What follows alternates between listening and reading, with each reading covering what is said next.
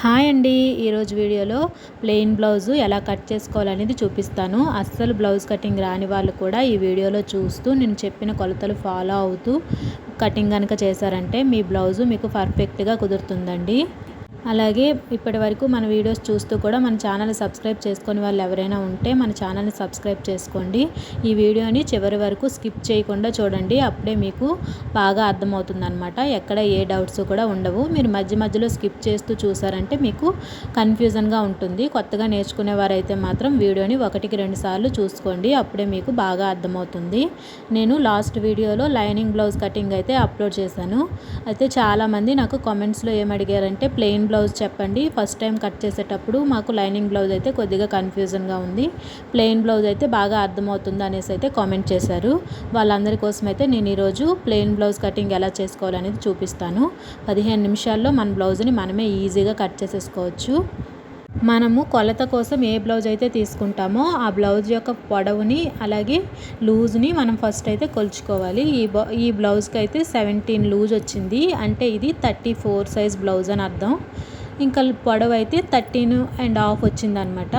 ఖర్చుతో కలిపి అంటే మనం కుట్టు కోసం కొద్దిగా 1/4 ఇంచ్ యాడ్ చేసుకుంటాం కదా, కుట్టుతో కలిపి ఒక 14 ఇంచెస్ పెట్టుకుంటే మనకి బ్లౌజ్ పొడవు అనేది కరెక్ట్గా సరిపోతుంది అనమాట. నేనైతే ఇక్కడ 14 ఇంచెస్ దగ్గరికి ఒక మార్కింగ్ అయితే చేసుకున్నాను. ఈ కిందన ఒక 1 ఇంచ్ విడ్త్తో ఒక లైన్ డ్రా చేశాను, చూసారు కదా. ఇదైతే నేను హెమ్మింగ్ కోసం చేసుకున్నానండి. ప్లెయిన్ బ్లౌజ్కి ఏంటంటే హెమ్మింగ్ చేసుకుంటాం కదా, హెమ్మింగ్ కోసం క్లాత్ జాయింట్ చేసుకోకుండా ఈ క్లాత్లోనే కొద్దిగా ఎక్స్ట్రా కట్ చేసేసుకుంటే మనం కింది వైపుకి ఫోల్డ్ చేసుకొని కుట్టేసుకోవచ్చు అనమాట. అది ఎలా అనేది మీకు స్టిచ్చింగ్ వీడియో చూస్తే అర్థమవుతుంది. నేను నెక్స్ట్ వీడియోలో స్టిచ్చింగ్ కూడా అప్లోడ్ చేస్తాను. అప్పుడు మీకు హెమ్మింగ్ దగ్గర 1 ఇంచ్ వదిలేం కదా, అది ఎలా స్టిచ్ చేసుకోవాలనేది క్లియర్గా అర్థమవుతుంది అనమాట. ఇక్కడైతే నేను 13.5 పొడవు పెట్టేసుకున్నాను. అలాగే ఒక 1/2 ఇంచు కుట్టు కోసం కూడా ఎక్స్ట్రాగా పెట్టేసుకున్నాను అనమాట. మనకి లూజ్ వచ్చేసరికి 17 వచ్చిందని చెప్పాను కదండి. 17లో సగము 8.5 అనమాట. ఈ 8.5 దగ్గరికి ఒక మార్క్ చేసుకొని ఖర్చు కోసం అయితే ఒక 1 ఇంచు లేదంటే 1.5 ఇంచ్ వరకు ఎక్స్ట్రా పెట్టేసుకోండి. అలాగే మనం సెంటర్లో కూడా 8.5 ఒక లైన్ డ్రా చేసుకుంటే ఏంటి అంటే మనకి లైన్ అనేది స్ట్రైట్గా వస్తుంది. కొంతమంది స్కేల్తో డ్రా చేసినప్పటికీ కూడా కొద్దిగా క్రాస్గా వస్తూ ఉంటాయి కదా, అలా క్రాస్లు ఏవి రాకుండా ఉండడం కోసం అనేసి ఇలా నేను ఎలా అయితే వీడియోలో చూపించానో అలాగే మార్కింగ్ చేసుకొని మొత్తం లైన్స్ అన్నిటినీ కూడా ఒక బాక్స్ టైప్లో కలిపేసుకోండి. మీరు వీడియోని ఎక్కడ కూడా స్కిప్ చేయకుండా నీట్గా చూస్తే, ఈ 15 నిమిషాల వీడియో చూస్తే మీకు పూర్తిగా అర్థమవుతుంది అనమాట. బ్లౌజ్ కటింగు ఈజీగా మీ బ్లౌజ్ని మీరే చేసేసుకోవచ్చు. ఇక్కడ మనము 1/2 ఇంచు కుట్టు కోసం ఉంచాం కదా, అక్కడికి కూడా ఒక లైన్ అయితే డ్రా చేసేసుకున్నాను. ఇలా డ్రా చేసుకున్న తర్వాత మనం ఫస్ట్ ఏంటి అంటే షోల్డర్ కోసం, నెక్ కోసం ఒక 6 ఇంచెస్ పెట్టుకోవచ్చండి. 6 ఇంచెస్ విడ్త్ అయితే ఎవరికైనా సరిపోతుంది. లేదు అంటే మనము చెస్ట్ లూజ్ కోసం 8.5 తీసుకున్నాం కదా, అందులో సగానికి టేప్ని ఫోల్డ్ చేసుకుంటే మనకి 5 ఇంచెస్ వస్తుంది. దానికి 1 ఇంచ్ లేదా 1.5 ఇంచు ఎక్స్ట్రాగా యాడ్ చేసుకొని లైన్ మార్కింగ్ అయితే చేసుకోవాలి. నేనైతే ఇక్కడ 5.5 ఇంచెస్ దగ్గరికి మార్క్ చేసుకున్నానండి. అలాగే ఆర్మ్ డౌన్ కోసం అయితే మనం ఎప్పుడు కూడా 6 ఇంచెస్ దగ్గర ఒక మార్క్ చేసుకోవాలి. ఆర్మ్ డౌన్ ఖచ్చితంగా 6 ఇంచెస్ ఉండాలండి, గుర్తుపెట్టుకోండి. ఏ సైజు వరకు అయినా సరే 6 ఇంచెస్ పెట్టుకుంటే మనకి కరెక్ట్గా సరిపోతుంది. అలాగే ఆర్మ్ రౌండ్ కోసం అయితే ఇక్కడ 1 ఇంచ్ విడ్త్లో నేను ఒక మార్కింగ్ చేసుకొని ఆర్మ్ రౌండ్ అయితే డ్రా చేసుకున్నాను. కొత్తగా బిగినర్స్కి ఏంటి అంటే ఈ ఆర్మ్ రౌండ్ తిప్పేటప్పుడు కూడా కొంచెం కన్ఫ్యూజన్గా ఉంటుందండి. దానికోసమే నేను ఇక్కడ ఒక చిన్న టిప్లా చెప్తున్నాను, బాగా గుర్తుపెట్టుకోండి.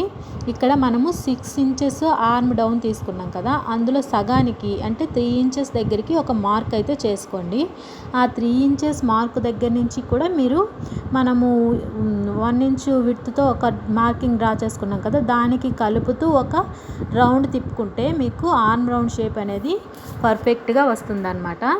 ఇంకా మనం షోల్డర్ విడ్త్ కోసం అయితే 5.5 ఉంచుకున్నామని చెప్పాను కదండి. షోల్డర్ కోసం అయితే ఎప్పుడు కూడా 3 ఇంచెస్ అనేది మనం వదిలేసుకోవాలి. నెక్ విడ్త్ తక్కువైనా పర్వాలేదు కానీ షోల్డర్ విడ్త్ మాత్రం ఖచ్చితంగా 3 ఇంచెస్ అయితే ఉండాలన్నమాట.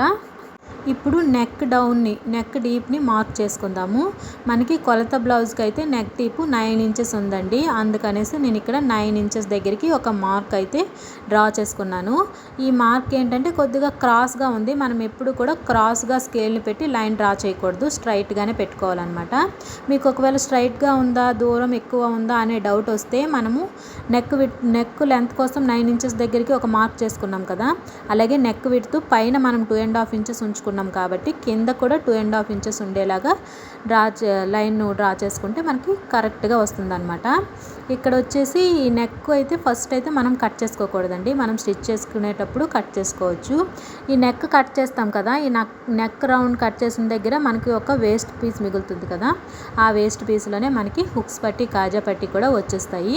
అది మీకు అర్థం అవ్వాలనే నేను ఇక్కడ హుక్స్ పట్టి కాజా పట్టి అని రాశాను కూడా, మీరు బాగా గమనించినట్టయితే మీకు అర్థమవుతుంది. ఇప్పుడైతే బ్యాక్ పార్ట్ కటింగ్ అయితే సింపుల్గా అయిపోయింది కదా. ఇప్పుడు వచ్చేసి హ్యాండ్ కటింగ్ చూద్దాము. హ్యాండ్ కటింగ్ కోసం అయితే 2 ఫోల్డింగ్స్ మీద ఉన్న క్లాత్ని 4 ఫోల్డింగ్స్ మీద పరుచుకోవాలన్నమాట. ఈ చివరన ఒక లైన్ అయితే డ్రా చేసేసుకోండి, క్లాత్కి హెచ్చు తగ్గులు అవి లేకుండా. అలాగే ఇందాక మనం బ్యాక్ పార్ట్ డ్రా చేసుకునేటప్పుడు కూడా హెమ్మింగ్ కోసం 1 ఇంచ్ వదులుకున్నాం కదా, ఇక్కడ హ్యాండ్స్కి కూడా హెమ్మింగ్ కోసం 1 ఇంచ్ దగ్గర ఒక లైన్ అయితే డ్రా చేసేసుకోవాలి. ఇది ప్లెయిన్ బ్లౌజ్ అండి. ప్లెయిన్ బ్లౌజ్కి హెమ్మింగ్ కోసం క్లాత్ ఎక్స్ట్రాగా ఉంచుకోవాలి, గుర్తుపెట్టుకోండి. లైనింగ్ బ్లౌజ్ అయితే మనం లైనింగ్ వేసేటప్పుడు క్లాత్ని తిరిగేస్తాం కాబట్టి ఎక్స్ట్రా క్లాత్ ఏమీ అవసరం ఉండదు. ఇది ప్లెయిన్ బ్లౌజ్కి మాత్రం హెమ్మింగ్ కోసం వదులుకోవాలి, బాగా గుర్తుపెట్టుకోవాల్సిన విషయం అనమాట ఇది. ఇంకా మనము కొలతకి ఏ బ్లౌజ్ అయితే తీసుకున్నామో ఆ బ్లౌజ్ యొక్క హ్యాండ్ని మనం హెమ్మింగ్ కోసం 1 ఇంచ్ లైన్ డ్రా చేసుకున్నాం కదా, ఆ లైన్ మీద కరెక్ట్గా ప్లేస్ చేసుకొని హ్యాండ్ యొక్క లూజ్ ఎంత ఉందో అక్కడికి ఒక మార్క్ చేసుకోండి. అలాగే హ్యాండ్ పొడవు దగ్గరికి కూడా ఒక మార్కింగ్ చేసుకొని స్టిచ్చింగ్ కోసం అయితే ఒక 1/2 ఇంచ్ ఎక్స్ట్రాగా మార్కింగ్ చేసుకోండి. అలాగే హ్యాండ్ లూజ్ దగ్గర కూడా ఖర్చు కోసం ఒక 1 ఇంచు 2 ఇంచెస్ వరకు మీరు ఎక్స్ట్రాగా పెట్టుకోండి. అలాగే ఆర్మ్ రౌండ్ దగ్గర కూడా బ్లౌజ్ దగ్గర ఎలా అయితే ఉందో అక్కడికి ఒక మార్కింగ్ పై వైపుకు చేసుకోండి. మీరు లోపలికి చేశారంటే చంక దగ్గర ముడతల్లాగా వచ్చేస్తాయి అన్నమాట. మార్క్స్ ఎప్పుడు కూడా పై వైపుకు మాత్రమే చేసుకోవాలి. ఇంకా అయిపోయిన తర్వాత మనమైతే ఆ హ్యాండ్స్ రౌండ్ షేపు ఇలా డ్రా చేసేసుకోవాలన్నమాట. హ్యాండ్స్కి మనం కటింగ్ అయిపోతుంది కదా, కటింగ్ అయిన తర్వాత ఒక వైపుకి అయితే లోతు తీస్తామండి. ఫ్రంట్ పార్ట్ వైపుకి హ్యాండ్ దగ్గర లోతు అయితే తీసుకోవాలి. నేను ఎప్పుడు కూడా లోత్ అనేది స్టిచ్చింగ్ చేసేటప్పుడే తీసుకుంటాను. లోత్ తీసుకోవడం ఎవరికైనా డౌట్ ఉన్నట్లయితే నాకు కామెంట్ సెక్షన్లో అడగండి, నేను ఇంకో వీడియోలో చెప్పడానికి ట్రై చేస్తాను. లేదంటే ఈ బ్లౌజ్ స్టిచ్చింగ్ వీడియో నేను అప్కమింగ్ వీడియోస్లో అప్లోడ్ చేస్తాను. ఆ వీడియో కనుక మీరు చూసినట్టయితే బ్లౌజ్కి హ్యాండ్కి లూజ్ ఎలా తీసుకోవాలనేది మీకు అర్థమవుతుంది అనమాట. ఓన్లీ ఫ్రంట్ పార్ట్ వైపుకు మాత్రమే లూజ్ అనేది తీసుకుంటాము. ఇప్పుడైతే హ్యాండ్స్ కటింగ్ కూడా అయిపోయింది. సింపుల్గా ఫ్రంట్ పార్ట్ ఎలా కట్ చేసుకోవాలో చూసేద్దాము. ఫ్రంట్ పార్ట్ కోసం అయితే ముందు మనము కట్ చేసుకున్న బ్యాక్ పార్ట్ను తీసుకొని హెమ్మింగ్ కోసం 1 ఇంచ్ వదులుకున్నాం కదండి, ఆ లైన్ దగ్గరికి అయితే ఒక ఫోల్డింగ్ చేసేసేయండి. వీడియోలో ఎలా అయితే చూపించానో అలా చేసేసుకొని అక్కడ నుంచి ఒక 2 ఇంచెస్ పైకి ఒక మార్కింగ్ చేసుకొని క్లాత్ని అయితే ఇలా ఫోల్డ్ చేసేసుకోవాలండి. హెమ్మింగ్తో కలిపి అయితే 3 ఇంచెస్ వస్తుంది, గుర్తుపెట్టుకోండి. హెమ్మింగ్ లైన్ ఫోల్డ్ చేసేసాను కాబట్టి నేను 2 ఇంచెస్ తీసుకున్నాను. ఒకవేళ హెమ్మింగ్ లైన్తో కలిపి మీరు ఫోల్డ్ చేసుకోవాలనుకుంటే 3 ఇంచెస్ వరకు మీరు ఫోల్డ్ చేసుకోవాలి, మడత పెట్టేసుకొని. వీడియోలో ఎలా అయితే చూపించానో అలాగే ఒరిజినల్ క్లాత్ మీద మనం కట్ చేసుకున్న బ్యాక్ పార్ట్ని కూడా ప్లేస్ చేసుకొని ఈ బ్యాక్ పార్ట్ ఎలా అయితే ఉందో అలాగే సేమ్ అలాగే డ్రా చేసేసుకోండి. నెక్ దగ్గర, ఆర్మ్ రౌండ్ దగ్గర మొత్తం అంతా కూడా అలాగే డ్రా చేసేసుకోండి. అలాగే మనము బ్యాక్ పార్ట్లో కంటే ఫ్రంట్ పార్ట్లో ఏంటంటే కొద్దిగా ఆర్మ్ రౌండ్ దగ్గర లోతు తీసుకుంటాము, ఒక 1/2 ఇంచు. అలాగే ఫ్రంట్ పార్ట్ ఎందుకు ఫోల్డ్ చేసాము అనే డౌట్ ఎవరికైనా రావచ్చండి. ఫ్రంట్ పార్ట్ దగ్గర మనము షేప్ బెల్ట్ని స్టిచ్ చేస్తాం కదా, ఆ షేప్ బెల్ట్ విడ్త్ అయితే మనం ఇక్కడ బ్యాక్ పార్ట్లో ఫోల్డ్ చేసేస్తామన్నమాట. ఎవరైనా బిగినర్స్ అయితే కొద్దిగా కన్ఫ్యూజన్గా అనిపిస్తుంది, అందుకోసమే వీడియోని 1కి 2 సార్లు చూస్తే మీకు కన్ఫ్యూజన్ ఏమీ ఉండదండి. ఇంకా మనం బ్యాక్ పార్ట్ని అయితే తీసేసి మనం ఎలా అయితే మార్కింగ్ చేసుకున్నామో అలాగే లైన్స్ అయితే డ్రా చేసేసుకోండి. మనం ఖర్చు దగ్గరికి కూడా ఒక లైన్ ఎక్స్ట్రాగా డ్రా చేసుకుంటే మనం స్టిచ్చింగ్ చేసేటప్పుడు మనకి ఈజీగా ఉంటుందన్నమాట. ఇంకా ఫ్రంట్ పార్ట్ నెక్ వచ్చేసరికి 6 ఇంచెస్ డీప్ అయితే కరెక్ట్గా సరిపోతుందండి. ఇంకా ఆర్మ్ రౌండ్ దగ్గర కూడా ఒక 1/2 ఇంచు లోపలికి తీసుకోవాలన్నమాట, పై వైపుకి కాదండి, కింది వైపుకి ఒక పావించు లోపలికి తీసుకోవడం వల్ల ఏంటి అంటే మనకి ముందు వైపున సుంచుల్లాగా రాకుండా నీట్గా ఉంటాయి అన్నమాట. ఈ లోతు అయితే ఖచ్చితంగా తీసుకోవాలండి, ఏ సైజు వారైనా సరే ఒక పావించు లోతు తీసుకోవడం వల్ల మనకి ఫినిషింగ్ అనేది చాలా బాగుంటుంది.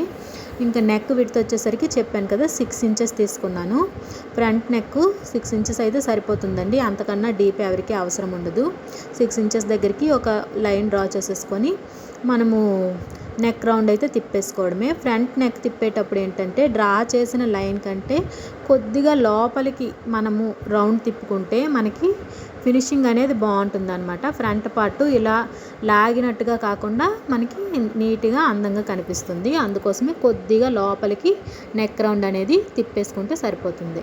ఇప్పుడైతే ఫ్రంట్ పార్ట్ 4వ ఊక్స్ దగ్గరికి ఒక మార్క్ చేసుకోండి. ఉక్స్ పట్టి వైపు నెక్ దగ్గర నుంచి 4వ ఊక్స్ దగ్గరికి ఒక మార్క్ చేసుకోండి. అలాగే ఫ్రంట్ పార్ట్ వైపు షోల్డర్ జాయింట్ దగ్గర నుంచి మనం ఫ్రంట్ పార్ట్లో మెయిన్ డాట్ కుడతాం కదా, ఆ డాట్ దగ్గరికి ఎంత పొడవు ఉందో కొలుచుకొని షోల్డర్ దగ్గర నుంచి స్ట్రైట్గా పెట్టుకోవాలండి. స్ట్రైట్గా పెట్టుకొని నాకు ఇక్కడ 11 ఇంచెస్ వచ్చింది. 11 ఇంచెస్ని కూడా స్ట్రైట్గా పెట్టేసుకొని ఒక మార్కింగ్ అయితే చేసేసుకున్నాను. అలాగే ఈ చివరన వచ్చేసరికి ఏంటి అంటే మనం 1 ఇంచ్ విడ్త్తో ఒక మార్కింగ్ చేసేసుకోండి, కరెక్ట్గా సరిపోతుంది. లేదు అంటే మీ ఫింగర్స్తో ఒక 2 ఫింగర్స్ విడ్త్లో అయినా ఒక మార్కింగ్ చేసేసుకొని ఈ 3 మార్కింగ్స్ని కూడా నేను వీడియోలో ఎలా అయితే చూపించానో అలా రౌండ్ షేప్ వచ్చేలా డ్రా చేసుకుంటే మీకు ఫినిషింగ్ అనేది చాలా బాగుంటుందండి. షేప్ బెల్ట్ కుట్టేటప్పుడు కూడా నీట్గా కనిపిస్తుంది అనమాట. ఇంకా మనం ఎలా అయితే డ్రా చేసుకున్నామో అలాగే ఫ్రంట్ పార్ట్ని అయితే కట్ చేసేసుకుందాము. ఈ వీడియోని ఎవరైనా సరే ఫస్ట్ టైం చూస్తున్నట్లుంటే మన ఛానల్ని సబ్స్క్రైబ్ చేసుకోండి. ఇలాంటి మరిన్ని వీడియోస్ కోసం మన ఛానల్ని ఫాలో అవుతూ ఉండండి. అలాగే మీకు ఏదైనా డౌట్ ఉంటే మాత్రం నాకు కామెంట్ సెక్షన్లో షేర్ చేయండి. నేను ఇంకా డీటెయిల్గా ఇంకో వీడియో అప్లోడ్ చేయడానికైతే ట్రై చేస్తాను. ఇప్పుడైతే మనకి ఫ్రంట్ పార్టు అలాగే హ్యాండ్స్ అలాగే బ్యాక్ పార్ట్ కటింగ్ కూడా అయిపోయిందండి. ఇంకా షేప్ బెల్ట్ కటింగ్ అలాగే నెక్ పీసులు కూడా కట్ చేసేసుకుంటే మనకి బ్లౌజ్ కటింగ్ అయితే పూర్తయిపోతుంది అనమాట. షేప్ బెల్ట్ కోసం అయితే మనము 10 ఇంచెస్ పొడవుతోని ఒక క్లాత్ని 4 ఫోల్డింగ్స్ మీద, క్లాత్ ఎక్కువగా ఉంది కాబట్టి 4 ఫోల్డింగ్స్ మీద తీసుకున్నానండి. ఒకవేళ మీకు క్లాత్ సరిపోదు అనుకుంటే 2 ఫోల్డింగ్స్ మీద తీసుకొని లోపల వైపుకి వేరే క్లాత్ వేసుకుంటే సరిపోతుంది. 4 ఫోల్డింగ్స్ మీద తీసుకున్నా కూడా మధ్యలో వేరే క్లాత్ అయితే పడుతుందండి, అప్పుడే మనకి షేప్ బెల్ట్ అనేది స్టిఫ్గా ఉంటుందన్నమాట. ఇంకా ఈ షేప్ బెల్ట్ పొడవు వచ్చేసరికి 3 ఇంచెస్ తీసుకున్నాను. ఈ చివరన పావు తక్కువ 3 ఇంచులు దగ్గర ఒక మార్కింగ్ చేసుకున్నాను. మధ్యలో వచ్చేసి 2.5 ఇంచుల దగ్గర ఒక మార్కింగ్ అయితే చేసుకున్నాను. ఈ 3 మార్కింగ్స్ని కూడా వీడియోలో ఎలా అయితే చూపించానో అలాగే కలిపేసుకొని ఒక రౌండ్ షేప్ లాగా తీసుకొని కట్ చేసేసుకోండి. మనకి షేప్ బెల్ట్ కొద్దిగా రౌండ్ తిరిగినట్టు వస్తేనే ఫ్రంట్ పార్ట్కి జాయిన్ చేసేటప్పుడు ఫినిషింగ్ అనేది చాలా బాగుంటుందండి. ఒకసారి ఈ వీడియోలో ఎలా అయితే చెప్పానో అలాగే కట్ చేసుకొని మీ బ్లౌజ్ని మీరే కుట్టుకోవడానికి ట్రై చేయండి. ఫస్ట్ టైం కుట్టేటప్పుడు ఎలాంటి వారికైనా 1-2 బ్లౌజులు పాడవుతూ ఉంటాయండి. పాడయ్యాయి అని చెప్పేసి మీరేమీ ప్రయత్నించడం అయితే మానేయొద్దు.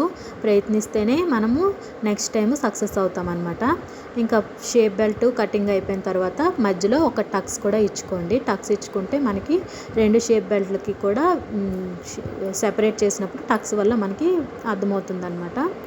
ఇంకా మనము నెక్ పీసులు అయితే కట్ చేసేసుకుందాము. ఈ నెక్ పీసులు ఏంటి అంటే క్రాస్గా ఉన్న క్లాత్ దగ్గర మాత్రమే కట్ చేసుకోవాలండి. ఒకవేళ క్రాస్ లేకపోతే మనము క్రాస్గా తీసుకోవాలన్నమాట. క్రాస్ తీసుకొని కట్ చేసుకోవాలి.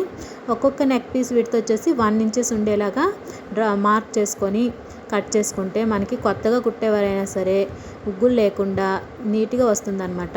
ఈ నెక్ పీస్ ఎప్పుడు కూడా క్రాస్గానే ఉండాలండి. క్రాస్గా లేకపోతే మనము నెక్ పీస్ జాయిన్ చేసేటప్పుడు మనకి సరిగా రాదనమాట. ఉగ్గుల్లాగా చూడటానికి కూడా అస్సలు బాగోదు. క్రాస్గా ఉంటేనే మనకి నెక్ పీస్ జాయిన్ చేసేటప్పుడు ఫ్రీగా మూవ్ అవుతూ తిరుగుతుందన్నమాట. ఎక్కడ ఉగ్గులు అవి లేకుండా నీట్గా వస్తుంది, సుంచులు అవి లేకుండా. నెక్ పీసులు అయితే నేను ఇక్కడ 6 పీసుల వరకు తీసుకున్నానండి. ఇంకా కావాలంటే మనకి స్టిచ్చింగ్ అప్పుడు సరిపోకపోతే తీసుకోవచ్చు. ఇవైతే సరిపోతాయి. ఇంకా మీకు ఎక్స్ట్రాగా కావాలనుకుంటే పెద్ద సైజ్ బ్లౌజ్ వరకు అయితే ఎక్కువైనా తీసుకోవచ్చు. నేనైతే తీసుకున్న పీసులన్నీ కూడా జాయిన్ చేసేసుకొని నెక్కి అయితే కుడతానన్నమాట. ఇదంతా కూడా స్టిచ్చింగ్ వీడియోలో డీటెయిల్గా స్టిచ్చింగ్ అనేది చెప్తాను.